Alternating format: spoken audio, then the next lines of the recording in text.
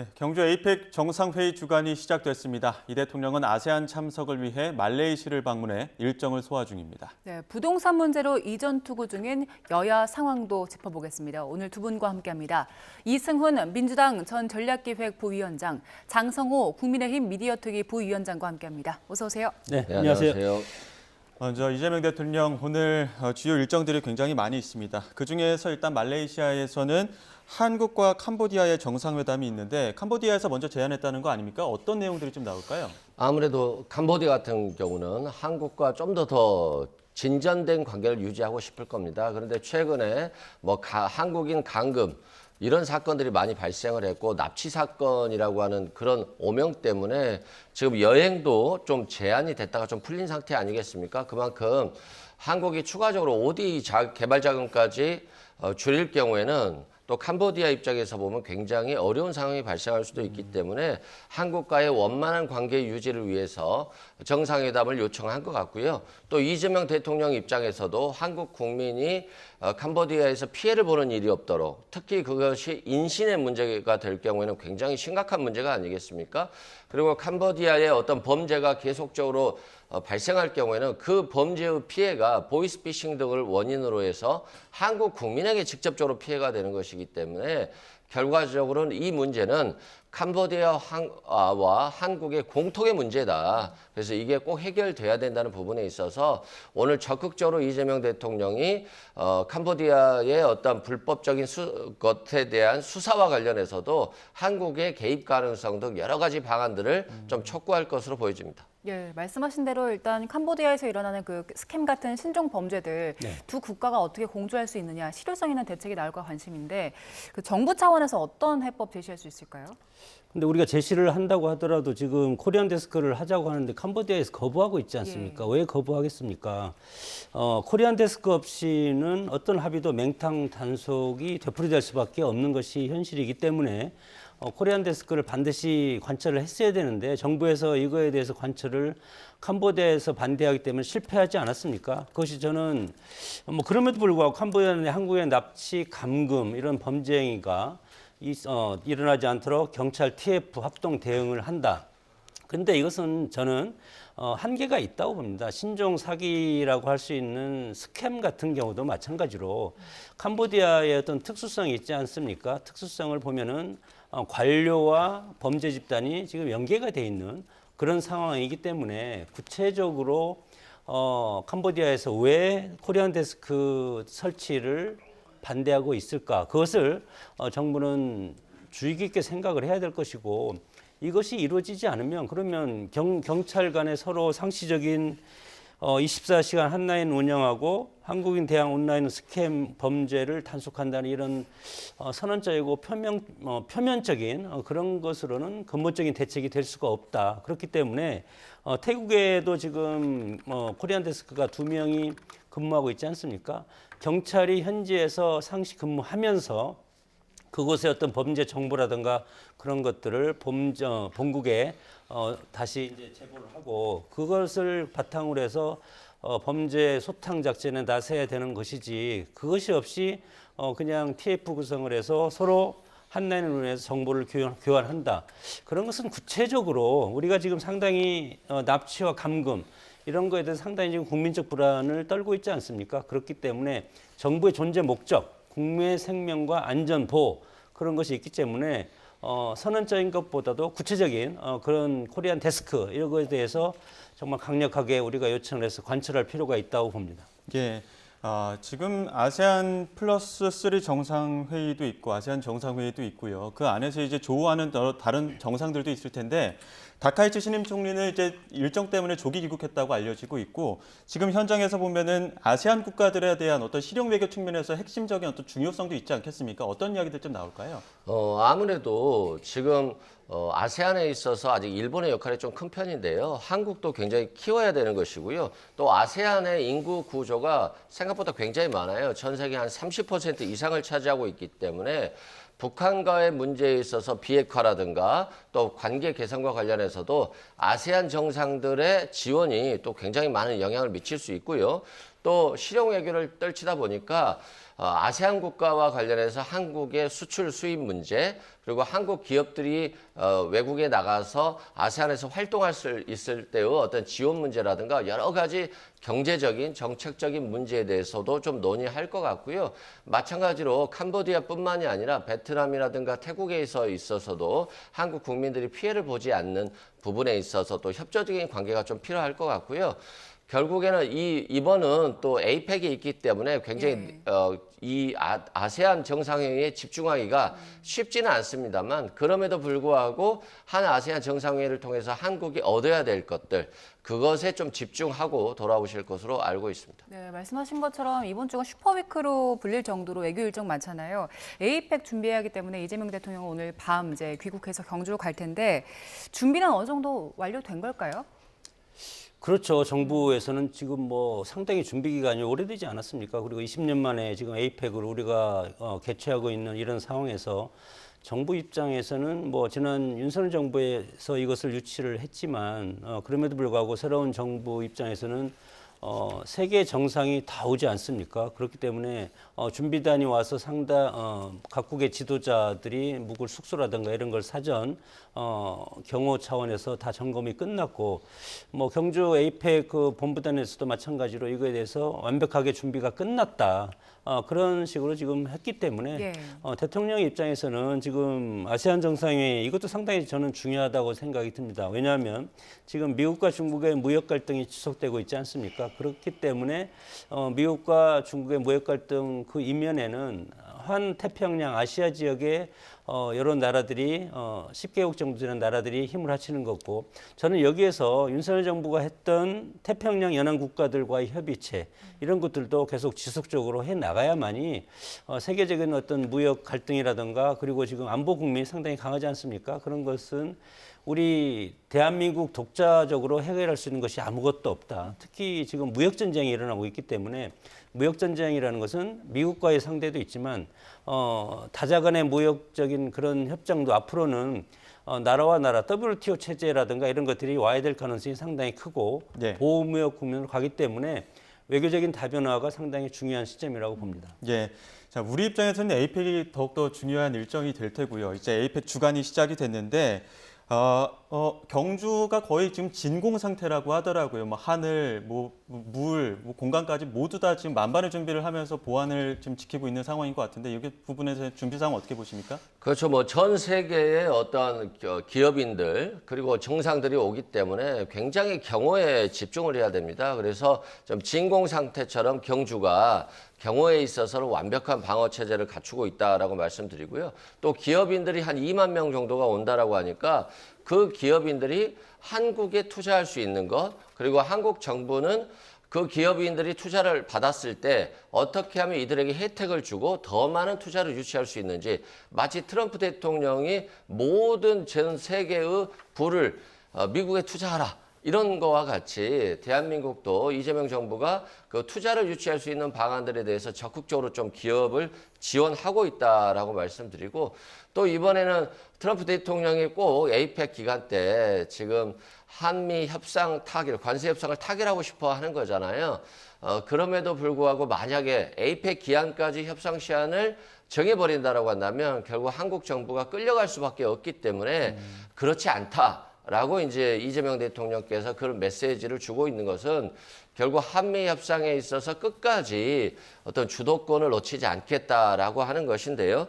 그럼에도 불구하고 좀 불안한 부분이 있죠. 좀 관세가 지금 25%인데 15%로 낮추려고 한다면 미국의 투자 요건을 좀 들어줘야 되는 측면이 있고, 그렇다 할지라도 지금 환율이 또 엄청나게 높지 않습니까? 1,440원을 넘어가고 있기 때문에 직접 투자 방식으로 현금을 투자한다라고 했을 때는 정말 그 외환 시장이 굉장히 위험해질 수도 있어서 지금 8년에 걸쳐서 뭐 250억 불을 투자하냐, 200억 불씩 투자하느냐, 이런 협상의 굉장히 문제점들, 굉장히 큰 이제 관건이 남아 있다라고 보시면 될 것 같고요. 다만 이번에 또 미중 협상이 너무 잘 타결돼 버리면 또 한국이 고립될 염려도 있어요. 그래서 미중 협상의 어떤 속도도 좀 봐야 될 것 같고요. 그런 것까지 여러 가지 관점에서 보면서 이재명 정부가 협상을 잘 타결해 나가야 될 것이기 때문에 정말 어려운 고비다. 라고 말씀드립니다. 예, 말씀하신 대로 일단 좀 둘러봐야 할 사항들이 많습니다. 그런데 트럼프 대통령 같은 경우에는 타결이 임박했다라는 취지의 언급을 했었고 이재명 대통령은 블룸버그 인터뷰 보니까 일단 여전히 교착 상태라는 취지의 이야기를 했어요. 그러면 일단 이번 에이펙 때는 성사될 가능성이 좀 낮은 걸까요? 어떻게 보세요? 최근에 정부의 관료들이 지금 미국에 뭐 무박 2일로 미국 방문도 하고 그럼에도 불구하고 속 시원한 답변이 없지 않습니까? 만약에 이런 관세 문제라든가 이런 것들이 타결이 될 작은 기미라도 보이면 정부에서 이것에 대해서는 함구할 이유가 없다고 생각이 듭니다. 저렇게 함구하고 블룸버그 통신과의 회담에서 이재명 대통령이 비관적으로 보는 것은 그것은 현실적인 그런 것들을 충격을 완화하기 위한 대통령의 고뇌에 찬 그런 워딩이라고 생각이 들고 미국은 3,500만 달러 투자와 관련해서 트럼프 대통령은 이거에 대해서 양보할 생각이 없는 것 같고 우리 같은 경우는 이것을 만약에 타결해서 한다면 과연 뭐 IMF처럼 외환 위기가 올 가능성이 상당히 크기 때문에 그러면 우리나라의 어떤 경제라든가 정부의 국민적 비판 그것을 정부가 감당을 할 수가 없는 그런 지경까지 오기 때문에 이재명 정부 입장에서는 진퇴양난이다. 이것을 덜컹 합의를 해주면 그러면 그 다음에 우리가 살아갈 방법이 없지 않겠습니까? 그러면 IMF 때처럼 국제 원조를 다시 외화를 도입하는 차관을 도입해야 되는 그런 문제가 생기기 때문에 그것도 할 수 없고 그럼에도 불구하고 우리의 요구를 미국이 지금 들어주지 않고 여러 가지 미국이 트럼프의 저런 전략은 관세를 통해서 친중화되고 있는 이재명 정부를 견제하는 그런 포석이 지금 깔려 있기 때문에 우리 정부를 길들이게 하는 그런 차원의 지금 협상 전략이 아닌가 생각이 듭니다. 예. 미국의 입장에서는 경제적 이익도 중요하고 내정도 중요하지만 중요한 것은 동아시아에서 중국을 견제할 수 있는 동아시아의 패권을 한반도 한국과 일본을 지렛대로 해서 그 패권의 중심지로 삼고자 하는 그런 전략인데 지금 이재명 정부는 경제적인 측면에서는 중국과 같이 하고 싶은 그런 것들이 상당히 강하게 나오고 있지 않습니까? 네. 그렇기 때문에 이런 관세 무역 이런 협정과 관련해서 미국의 트럼프가 이재명 정부를 지금 길들이게 하는 미국의 의도대로 끌고 갈 수 있는 그런 어떤 전략적인 지금 행위를 지금 하고 있다고 생각이 듭니다. 예. 또 하나의 관심사가 아무래도 이 북미 회담 가능성일 텐데요. 미국 트럼프 대통령도 북한의 연일 러브콜을 쏟아내고 있습니다. 국회 정보위원회 민주당 간사가 오늘 아침 밝힌 내용 먼저 듣고 오시죠. 다른 건 몰라도 김정은 위원장하고 만나서 무언가 큰 타결을 보고 싶다 하는 것만은 진심이라고 보시면 될 것 같습니다. 계속 접촉도 하고 거기다 이메일도 보내고 심지어는 그 유엔 대표부의 그 북측 대표가 사는 곳 있지 않습니까? 예. 거기에다가 편지를 담장 너머로 던져넣기까지도 해봤다라고 할 정도로 그렇군요. 열심히 조금 접촉을 시도를 했었고요. 예예. 그동안에는 북측의 반응이 없었다라고 했는데 예. 최근에는 어떤 그 북측의 반응이 있었을 수도 있습니다. 그 공간은 판문점이 제일 편하고 좋습니다. 과연 판문점일 것이냐 라고 하는 점은 조금 무르익지 않았다. 그러니까 그래요? 조금 더 무르익을 필요가 있다. 그러니까 김정은이 원하는 것은 자신이 안전한 곳에서 트럼프 대통령과 1대1로 만나서 둘만의 판을 만들고 싶은데 예. 그 공간이 마땅치 않은 거예요. 트럼프 대통령은 만나자라고 얘기했지만 북한의 실무급 그 대화 상대인 최선희 외무상은 또 러시아로 방문한다고 합니다. 그러다 보니까 이거 부정적인 회신 아니냐 이렇게 얘기하던데 어떻습니까? 전 부정적인 회신일 수도 있고요. 최선희 외무상이 러시아로 간 것은 뭐 그냥 러시아와 가깝다 이런 표현이기도 하고 또한 미국 트럼프 대통령이 면담을 요청을 하지만 내가 쉽게는 하지 않겠다라고 하는 거예요. 한국과 달리 북한 같은 경우는 김정은 위원장이 뭐 거의 혼자서 다 결정할 수 있는 것이기 때문에 외무상이 러시아로 갔다 할지라도 내가 만나겠다라고 하면 만날 수 있는 그런 나라 아니겠습니까? 그런 측면에서 트럼프 대통령에게 어느 정도는 내가 아직은 만날 생각이 없어. 근데 너 뭘 줄 거야? 라고 하는 정도의 메시지가 아닐까 싶고요. 트럼프 대통령은 노벨 평화상에 굉장히 집착하고 있기 때문에 김정은 위원장을 만나서 뭔가 너희들 핵 보유국을 어느 정도 인정해 줄게라고 하는 메시지를 조금씩 보내는 것 같아요. 이번에도 일종의 핵 보유국이다라고 하는 표현을 썼거든요. 그런데 핵 보유국으로 인정해주면 또 핵 보유국의 지위를 줘야 되는데 그러면 대북 제재를 해제해야 되는 것이거든요. 그러면 핵은 계속해서 고도화될 수 있고 또 탄도미사일처럼 미국을 직접 공격할 수도 있는 미사일이 개발될 수 있는 거잖아요. 그러면 트럼프 대통령이 원하는 것은 미국을 직접 겨냥한 탄도미사일은 허용하지 않은 채 핵만 인정해줘 버릴 수도 있기 때문에 결국 자신의 노벨 평화상을 위해서 한국 입장에서 보면 굉장히 불편한 상황이 발생할 수 있다. 그래서 한국이 굳이 지금 북미 회담을 적극적으로 권유하거나 중지할 필요는 없을 것 같고요.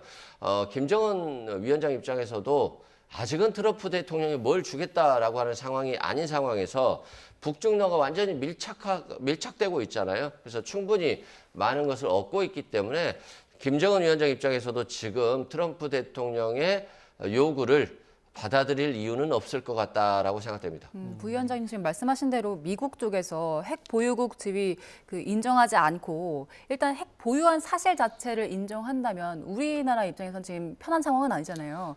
우리는 어떻게 대응해야 됩니까? 그렇죠. 우리 입장에서 보면 그래서 적극적으로 중재하지 않는 거거든요. 문재인 정부 때는 적극적으로 중재했습니다만 이재명 정부는 적극적으로 중재하지 않는 채 미국에서 직접 시도를 하고 있어요. 그러면 북미 회담이 이루어진다 할지라도 한국의 개입 가능성이 줄어들고 노벨 평화상을 받기 위해서 북한을 핵 보유국 인정해주면서 적절한 협상안을 제시할 수도 있잖아요. 그러면 우리는 결국에는 한국을 겨냥한 핵에 대해서는 막을 방법이 없잖아요. 이제는 핵은 인정하되 핵을 감축을 요구한다거나 더 이상의 고도화를 막는 요구를 해야 될 것인데 김정은 위원장이 한국 측의 요구를 받아들일 가능성은 별로 없을 것 같다. 그렇다고 한다면 결과적으로는 만약에 핵 보유국을 인정하면 대한민국도 핵 보유국을 인정해 주세요. 핵을 만들게 해주세요. 이 방향으로 가야 되는 거잖아요. 근데 트럼프 대통령이 받아들이지 않을 거기 때문에 결국에는 핵 우산이라도 요구해 드릴 수 있는 상황이 올 수 있거든요. 그래서 지금 입장에서 한국을 배제한 채 북미 협상이 이루어져서 핵 보유국을 인정해 주는 상황은 한국으로서도 굉장히 안 좋은 그런 상황이 되지 않을까 싶습니다. 그 트럼프 대통령 빼고는 우리도 그렇고 북한도 그렇고 그렇게 성과로 가져갈 만한 건 없는 상황인 것 같죠? 그렇죠. 지금 같은 경우는 북한의 핵과 관련해서는 우리가 상당히 불리한 싸움이고 북한은 지금 미국과 북미 직접 대화를 원하는 이유는 휴전협정의 당사자가 미국과 중국과 북한이기 때문에 한국은 거기 빠져 있습니다. 그래서 북한의 첫 번째 명분은 휴전협정의 당사자끼리 만나서 한반도 문제를 해결하자는 것이고 우리가 거기에서 강력하게 얘기를 해도 북한은 너희들은 협상의 대상자가 아니다 이렇게 얘기를 하고 있고 두 번째는 핵과 관련된 겁니다. 그것도 마찬가지로 우리는 이미 NPT라는 핵 확산 금지 조약에 가입이 돼 있기 때문에 우리가 핵 확산 금지 조약을 탈퇴한 순간 모든 핵 제재를 우리가 받으면 우리는 자유무역 자유시장 체제 아니겠습니까? 그러면 모든 핵과 관련된 건 밀가루도 그런데 다 포함될 수 있습니다. 음식이라든가 식료. 그렇기 때문에 우리는 자유시장 경제 체제에서는 견딜 수가 없고 그래서 우리가 할 수 있는 것은 없다. 다만 트럼프 입장에서는 한반도에 있어서 비핵화를 하되 이미 북한은 핵을 만들어 있고 국제사회 그것을 어느 정도 인정하는 수준 아니겠습니까? 그리고 어제 트럼프가 뭐라고 했습니까? 북한의 뉴클리어 파워라고 핵 강국이라고 표현을 한 것은 야 너희들을 핵의 존재를 인정할 테니까 나랑 대화를 좀 해라. 예. 그렇게 해서 끌어들이는 것은 트럼프는 한국과 관련된 그런 협상 문제가 아니고 미국 내 어떤 국내 정치를 위한 던진 것입니다. 그리고 이거에 대해서 북한이 받겠습니까? 북한은 이미 북중러 강구한 동맹 체제를 구축하고 있고 이렇게 나가서 미국과 대응해야지. 미국과 우리가 대화에서는 결국은 하와이 노딜과 같은 그런 외교적인 협상이 없는 그렇게 되면은 결국은 트럼프 대통령과 만나고 북중러가 소원해지고 그러면 북한이 현재로서는 이득될 게 없다. 이렇게 이제 판단할 가능성이 상당히 큽니다. 그런 상황에서 이거에 대해서는 정치권에서 물론 뭐 민주당 지금 박선원 의원이 이거에 대해서 긍정적으로 얘기는 하지만 물론 한반도 문제가 해결이 되려면 북한의 핵이 없어져야 됩니다. 첫째는.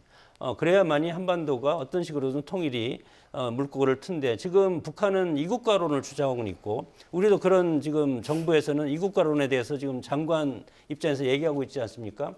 이런 상황에서 남과 북의 문제가 해결이 되지 않는, 선제되지 않는 한은 상당히 어렵기 때문에 상당히 어렵고 다만 저렇게 대화를 하는 것도 해결을 위한 단초이기 때문에 저런 것은 꾸준히 해야 될 필요가 있다고 봅니다. 예. 자, 오늘 외교 이벤트들이 여러 가지 많기 때문에 저희가 관련 움직임이 있으면 현장을 전해드리도록 하고요. 주제를 좀 바꿔보겠습니다.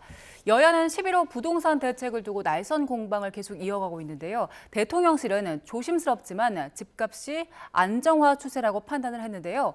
반면 국민의힘은 이상경 차관의 사퇴가 정책 실패를 상징한다고 공격하고 있습니다. 오늘 아침 있었던 발언 정리했습니다. 일부 불편이 일어나고 있는 것에 대해서 송구하다는 말씀 먼저 드리겠습니다. 예. 그렇지만 현 시점에서 불가피한 정책이라 말도 좀 드리고 싶습니다. 예. 현재까지는 조금 며칠 안 됐지만 예. 그래도 안정화 추세로 가고 있는 것이 아니냐라는 그 판단을 하고 있습니다. 물론 이거는 한 몇 주 정도 더 지켜봐야 될 문제이고요. 네. 그런데 만약에 이런 것들이 잘 시장에 먹혀든다면 굳이 이런 카드를 갖다가 쓸 이유는 뭐 없겠죠. 이상경이라는 예. 사람 며칠 만에 못 견디고 바꿨다. 예. 그럼 여기서 그럼에도 불구하고 이 정책을 밀어붙일 것이냐? 전 그러면 안 된다고 생각해요. 저는 지금의 누구 한 명을 빼는 문제가 아니라 이거는 그 11호 주거 재앙 정책을 이재명 정부가 철회해야 한다. 민주당도 어차피 실드 안 쳐줍니다. 이상경 차관이 사퇴하던 그날 이미 이 정책은 막을 내린 거나 마찬가지다라고 보신단 말씀. 이 정책을 밀어붙이기 위해서라면 그렇게 하면 이상경 차관은 유지시켰어야 되죠. 네, 일단 이규현 수석은 어느 정도 안정화 추세로 가고 있는 게 아니냐. 그래서 몇 주 정도 더 지켜봐야 한다고 판단을 했는데 일단 어떻게 분석하고 계세요? 현재 부동산 시장 상황? 정말 뭐 이 정부의 부동산 정책이 잘 된 거냐 못 된 거냐와 관련해서 전문가들도 정말 의견이 팽팽하게 갈려요. 그런데 문제는 지금 현금 유동성이 늘어나고 있고 금리가 떨어지고 있기 때문에 부동산이 올라갈 것이라고 전망하는 경우가 많았고 특히 한은도 그것 때문에 금리를 내리지 못하고 있거든요. 그런 측면에서 지금의 부동산 정책은 불가피한 측면이 있다. 또 부동산이라고 하는 게 이제까지는 계속 올라갈 거야 라고 하는 생각으로 투자를 했었습니다만 어떠한 경제적인 위기에 닥쳤을 때 부동산이 폭락하는 경우가 주기적으로 한 번씩 있습니다.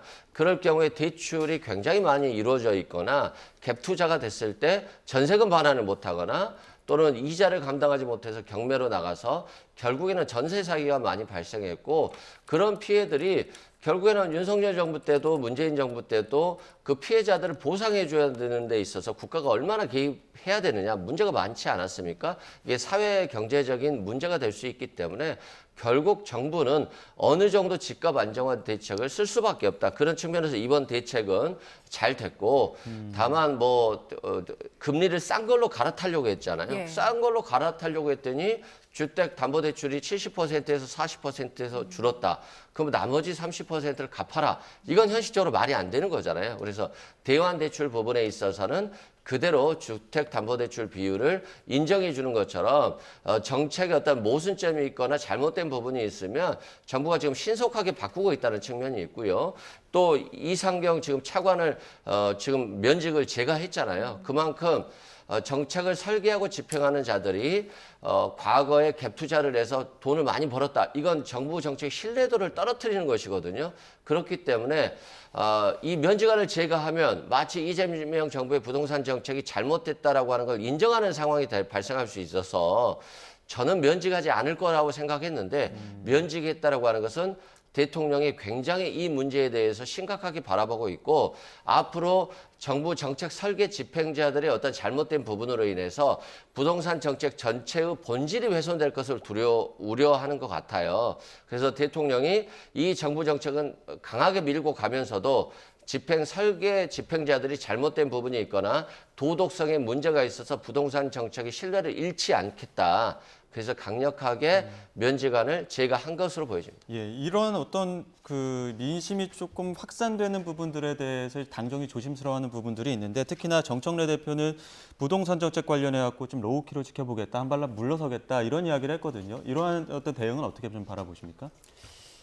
그만큼 부동산 대책이라든가 부동산 문제가 상당히 심각하다는 것이고 지난 문재인 정부 때 28번의 부동산 대책을 했지만 서울의 집값을 6억에서 12억, 2배로 뛰게 만들지 않았습니까? 그것이 그때와 지금이란 판박이라고 저는 생각이 들고 부동산이 수도권을 중심으로 서울, 경기, 인천, 경기 그 외에 좀 뭐 그 더 확대돼서 거기까지 지금 확대되면서 부동산이 폭등되는 이유는 딱 한 가지이지 않습니까? 뭡니까 그게? 결국은 공급 절벽 우려가 커지기 때문에 돈 있는 사람들이 서울에 집을 미리 장만하고자 하는 그런 욕구 때문에 서울을 중심으로 해서 부동산이 폭등하는데 이것이 지난 문재인 정부랑 지금이랑 뭐 달라진 게 있습니까? 똑같습니다. 그렇기 때문에 이상경 차관을 자른다고 한들 그 정책은 남아있지 않습니까? 정책 자체를 바꾸지 않으면 이상경 차관을 왜 뭐 면직을 시켰습니까?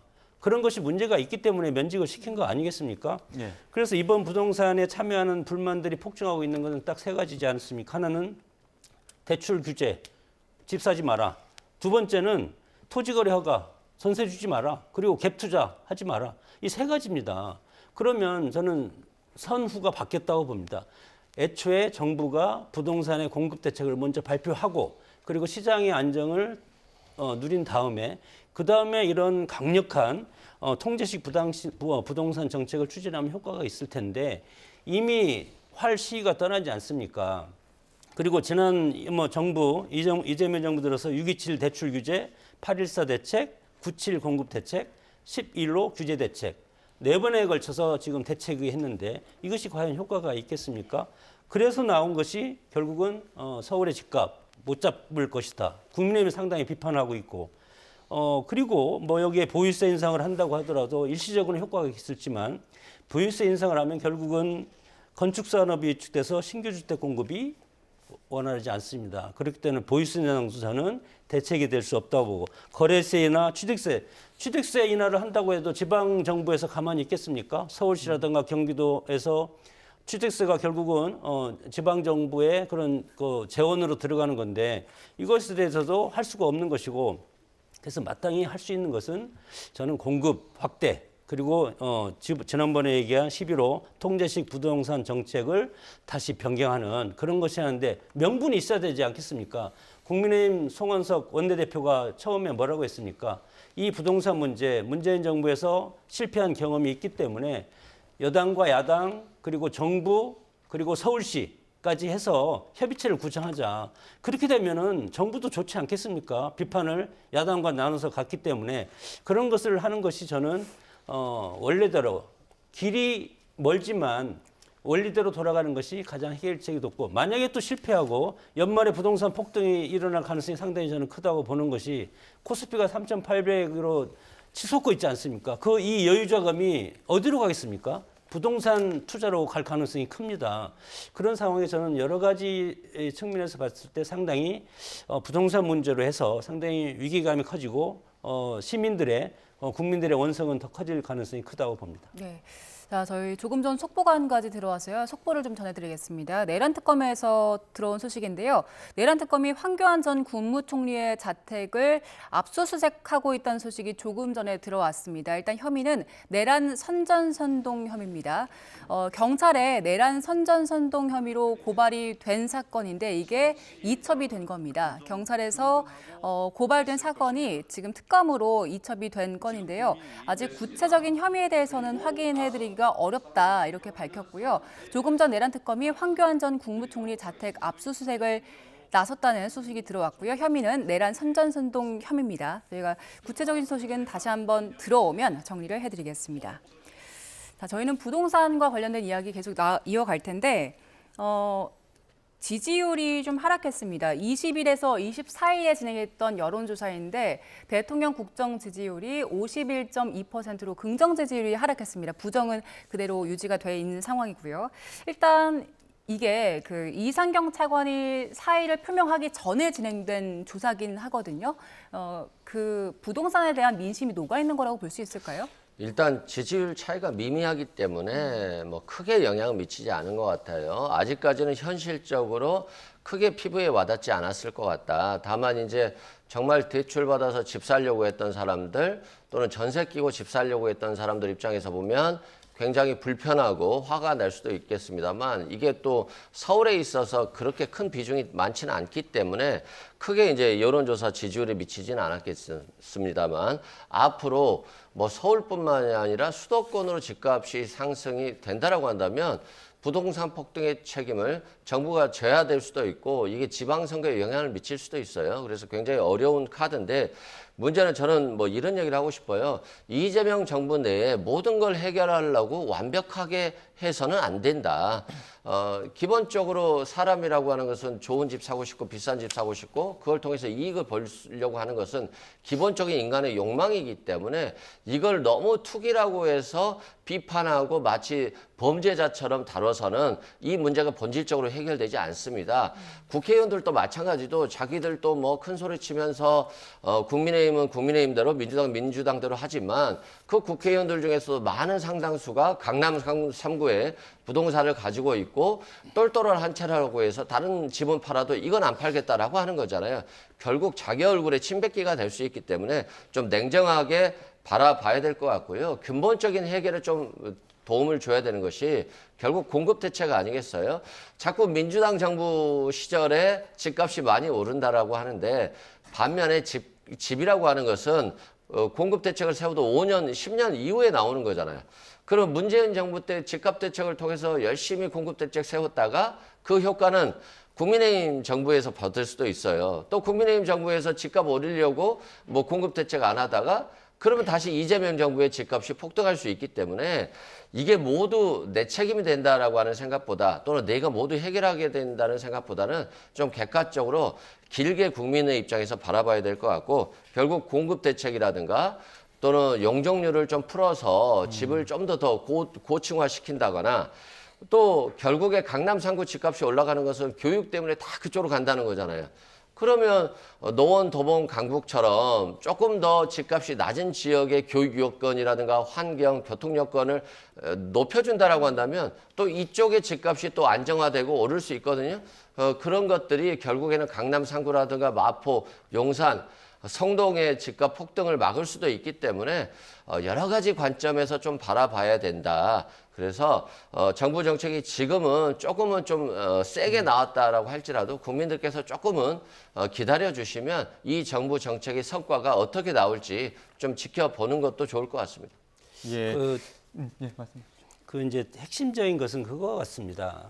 뭐 자본주의 사회이기 때문에 비링빈 부익부 형상도 있고 그렇기 때문에 우리가 복지의 어떤 선순환 구조를 만들기 위해서 세금을 두고 있지 않습니까? 누진세도 두고 있고 그런 것은 국가적인 정책으로 하는 거기 때문에 상관이 없는데 현실적으로 전통적인 정책을 놓고 지금 여당과 야당이 싸우고 있는 것이 저는 안타깝다.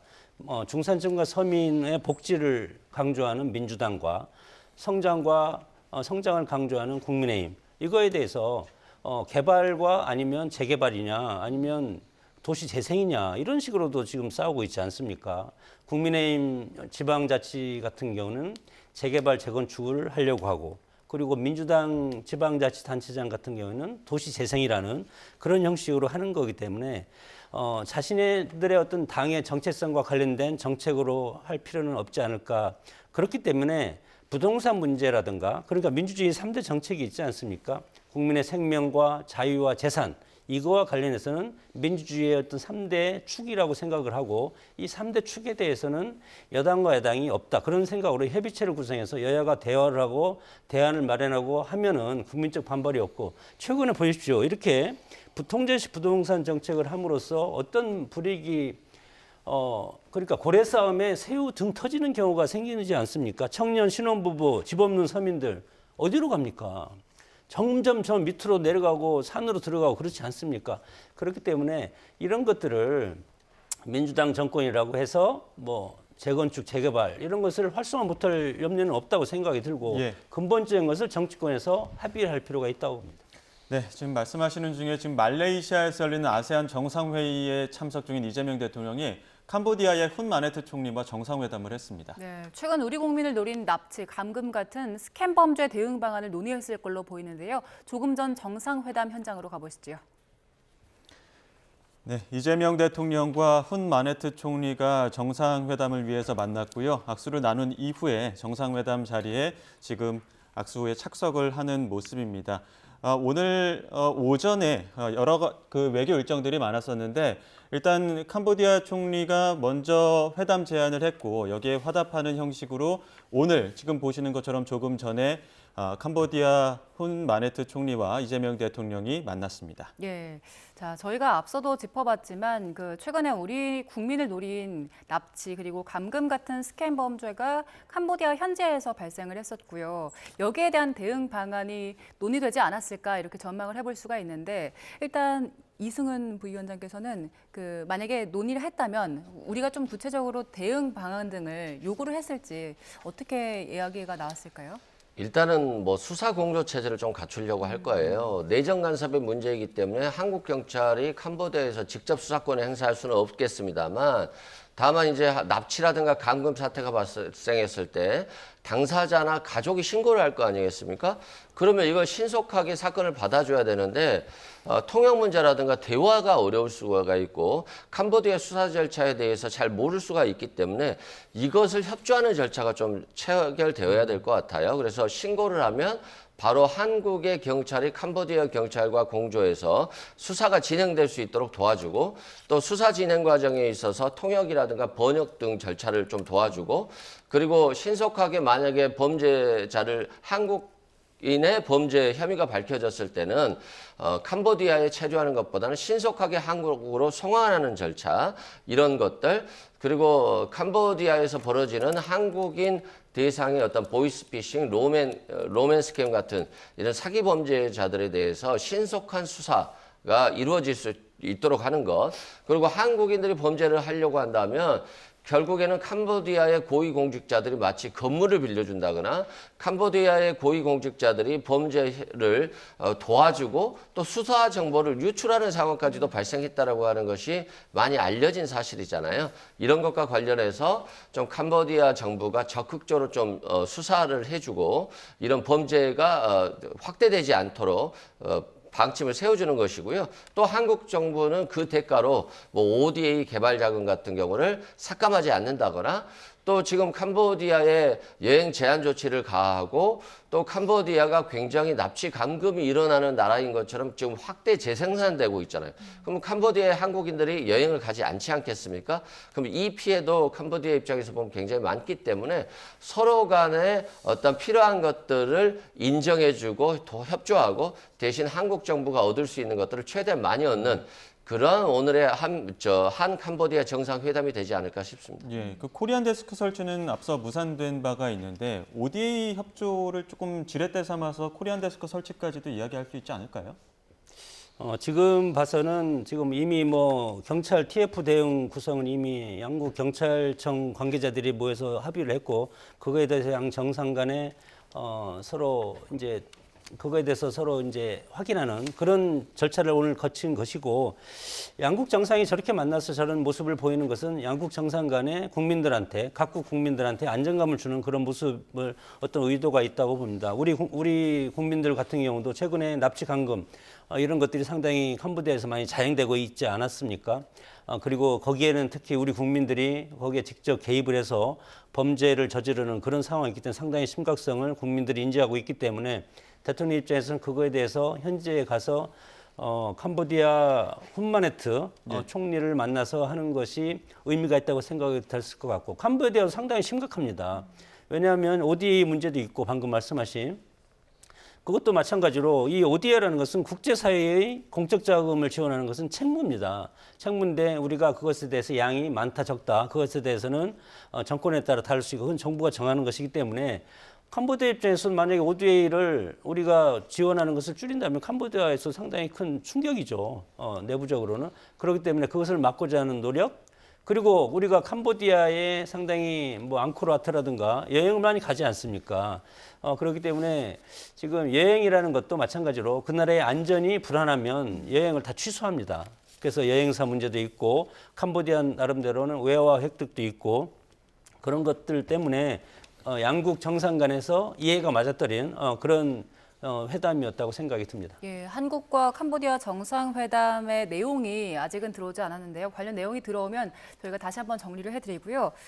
저희는 계속해서 부동산 이야기를 좀 나눠보겠습니다. 부동산 논란이 저희가 지금 또 현장에서 소식이 들어온 게 있는데요. 말레이시아 방문하고 있는 이재명 대통령이 지금 아세안 정상회의에 참석한다는 소식이 조금 전에 들어왔습니다. 예, 지금 이재명 대통령의 연설이 있는 것 같은데요. 현장 화면이 들어왔습니다. 현장 화면 연결해서 들어보도록 하겠습니다. 각국 정상 여러분, 참으로 반갑습니다.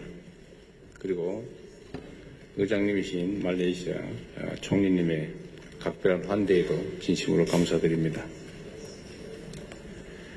아세안의 역사적인 순간마다 의장국으로 활용했던 말레이시아에서 취임 후에 처음으로 아세안 정상 여러분을 만나 뵙게 돼서 무척 기쁘게 생각합니다. 이번 회의 준비를 위해 애쓰신 안나로 총리님, 그리고 한 아세안 대화 조정국인 태국의 아누틴 총리님께도 각별히 감사의 말씀드립니다. 아세안 정상 여러분, 한국에는 이웃사촌이라는 말이 있습니다. 기쁠 때나 어려울 때나 함께하는 이웃은 피를 나누는 친척과도 같다는 말입니다. 저는 한 아세안 관계가 이웃사촌과 같다고 생각합니다. 한국과 아세안은 서로를 의지하며 어려움을 함께 극복해온 이웃입니다. 지난 30여년간 아세안과 한국의 인적 교류는 급속히 확대되어 아세안은 매년 1천만 명의 한국인이 방문하는 중요한 지역이 됐습니다.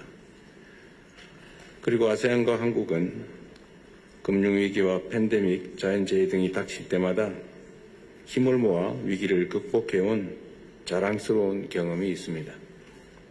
또한 한국과 아세안은 미래 발전을 함께 도모하는 이웃이기도 합니다. 이제 아세안은 한국의 3대 교역 대상이고 한국은 누적 85억 불에 달하는 ODA를 통해 아세안의 미래에 투자했습니다. 한국 기업들은 자동차, 철강, 전자 등에서 아세안의 산업화와 경제 성장을 견인하고 있습니다. 존경하는 정상 여러분, 이렇게 더없이 가까운 이웃사촌이 된 한국과 아세안은 작년 대화관계 수립 35주년을 맞이해서 최고 단계 파트너십인 포괄적 전략 동반자 관계를 수립했습니다. 지난 30주년 한 아세안 특별정상회의에서의 공감대를 바탕으로 한 아세안 관계 40주년인 2029년에 한 아세안 특별정상회의의 한국 개최를 준비해 나가겠습니다. 2029년을 바라보며 포괄적 전략 동반자 관계, 즉 CSP가 한 아세안 관계를 규정하는 구호를 넘어서서 각국 국민들에게 실질적인 혜택을 가져다 줄 수 있도록 한국의 대아세안 정책의 3가지 비전을 제시하고자 합니다.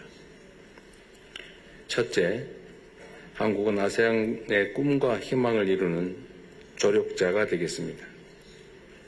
한 아세안 연간 상호방문 1,500만 명 시대를 열고 사람 중심의 아세안 공동체 형성에 기여하겠습니다. 둘째, 한국은 아세안의 성장과 혁신의 도약대가 되겠습니다.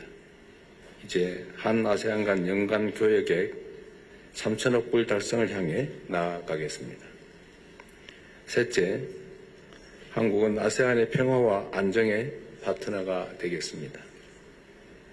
한국은 초국가 범죄, 해양안보, 재난재해 등 영내 평화와 안정 수요에 보다 적극적으로 부응함으로써 회복력 있는 공동체 형성에 협력 기반을 확대하겠습니다.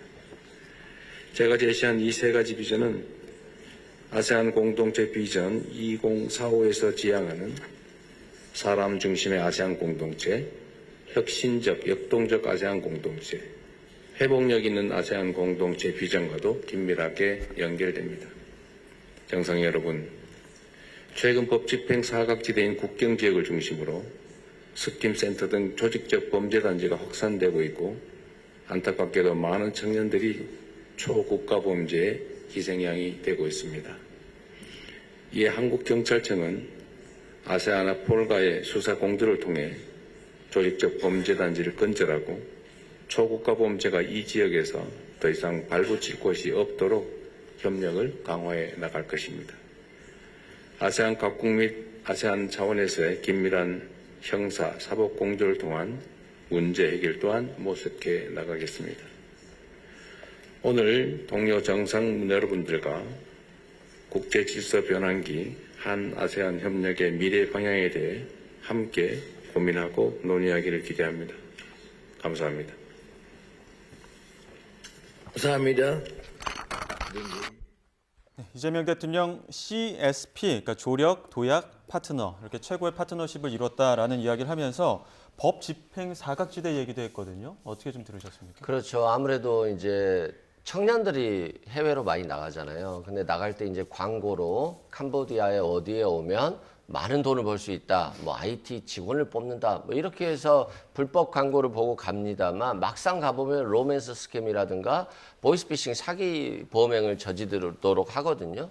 그리고 그 청년들이 일단 범죄를 저지르면 그 다음부터는 자신들의 범죄 혐의가 밝혀질 것이 두려워서 한국에 돌아오지도 못하고 그 범죄자들에 의해서 휘둘리는 상황이거든요. 이것들이 결국 청년 피해로 돌아오고 있다라고 말씀드리고 그 청년 피해들이 결국 또 국민의 피해가 아니겠습니까? 그래서 수사 공조라든가 또 범죄에서 자유로울 수 있는 공간이 없어질 수 있도록 한 캄보디아 또는 아세안과 협조하겠다라고 하는 것을 강조하셨기 때문에 이번 그 청년들 구출 문제, 송환 문제 이것과 관련해서 강한 메시지를 냈다라고 보면 될 것 같습니다. 예, 이제는 그 캄보디아 넘어서 그 밀접한 국가들 다 같이 공조를 해야겠다라는 얘기를 한 것 같은데 어느 정도 좀 실효성 있는 대책이 나올까요? 글쎄요, 외교라는 것은 그 정부가 추진하는 것도 있고 그리고 국민 전부가 외교관이라는 그런 의식이 상당히 중요하고 국가 간에 할 수 있는 것도 있고 만약에 미세한 부분은 초국가기구라고 NGO 같은 것이 있지 않습니까? 세이브 더 칠드런이라든가 이런 국제기구, 국제사법기구 이런 것도 있기 때문에 그런 것을 정부가 적절히 활용할 필요가 있는 것 같고 결국은 지구촌 사회라는 것은 정부가 적극적으로 나서될 때 가능하고 다만 최근에 지금 정부의 대사급 인사가 지금 없지 않습니까? 이런 것이 저는 상당히 큰 문제라고 생각이 듭니다. 왜냐하면 포스트가 없이 가장 중요한 것은 이렇게 국가 범죄 희생양인 청년 이런 것들을 걱정하는 대통령의 워딩도 중요하지만 이것을 할 수 있는 포스트인 각국 대사, 캄보디아 대사도 아직 임명을 못하고 있지 않습니까? 얼그레망 그것도 요청하지 못하고 있기 때문에 이런 부분들이 선제적으로 일단 빨리빨리 하는 것이 정부의 시스템을 갖추는 것이고 그 이외에 부족한 부분들은 NGO라든가 이런 시민사회에서 이런 거에 대해서 전략적으로 서포트하는 그런 것들 시스템을 빠르게 지금 갖춰야 될 필요가 있다고 생각이 듭니다. 예, 알겠습니다. 여기까지 듣겠습니다. 지금까지 이승원 민주당 전 전략기획부위원장, 장성호 국민의힘 미디어특위 부위원장 두 분과 함께했습니다. 고맙습니다. 고맙습니다.